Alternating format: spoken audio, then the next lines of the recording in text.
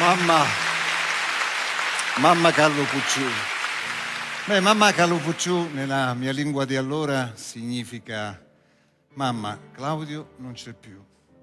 E io lo dicevo mentre mi mettevo le mani davanti agli occhi, sugli occhi, e siccome non vedevo più niente, no? Facevo questo, pensavo che anche io fossi scomparso, che il mondo non mi avrebbe visto. E invece il mondo poi mi ha visto e non sono stato trasparente in questi anni. E sono accaduti tanti fatti. Uno, forse uno dei più clamorosi dei miei primissimi giorni, fu l'entrata di un oggetto misterioso. La portò a casa papà e disse: è la radio. E anche mia madre confermò: è una radio. A me pareva un pezzo di astronave precipitato in salotto, una scatola di legno con una griglia davanti e delle grandi manopole che conteneva un segreto, una specie di armadio parlante.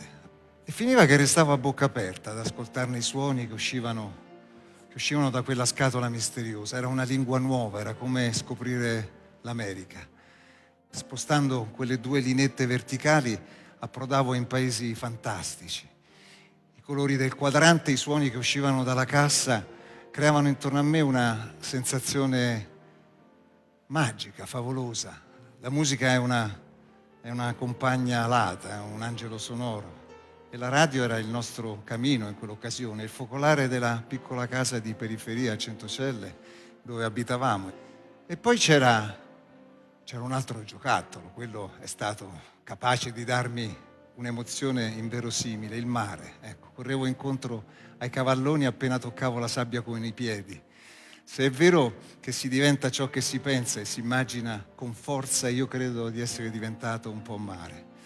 E anche il viaggio verso il mare era un'avventura e lungo il percorso, dopo la piramide di Roma, sulla via Ostiense io mi trovavo davanti a un altro oggetto magico, favoloso, come la radio. Quando appariva questo misterioso cappello a tuba con l'ossatura d'acciaio che brillava al sole, sapevo che il mare era lì, era vicino.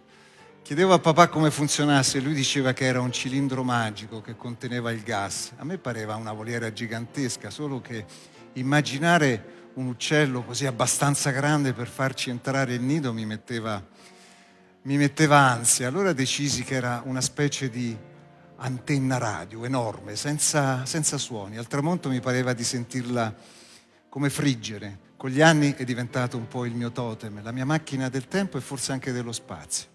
Lo guardo e mi pare ieri, anzi, mi pare adesso. E con mio padre facevo questo gioco. Quando lui non ne poteva più di darmi sempre la solita spiegazione, non sapeva neanche lui poi come funzionasse un gasometro, mi diceva appunto, vedi, è una scatola meravigliosa, è un cilindro magico. E io tutte le volte esclamavo, wow, era diventata una specie di gioco, lo facevamo tutte le volte. È un cilindro magico, wow, perché la vita è uno spettacolo.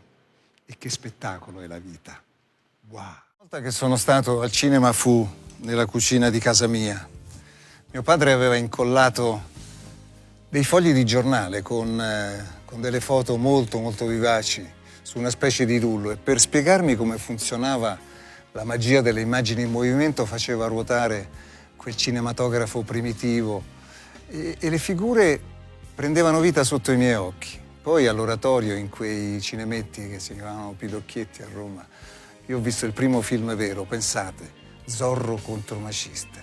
Cioè vedevi uno vestito di nero con la frusta che combatteva con un altro a torso nudo, con le mani e coi muscoli. Una cosa incredibile.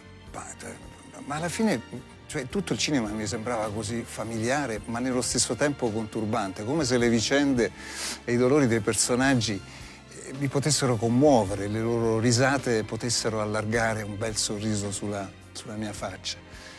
Poi se penso che c'è un genere che mi ha ancora di più suggestionato, affascinato, perché sembrava come giocare ai pupazzetti, però con le grandi figure dello schermo, ecco, quello è il film western.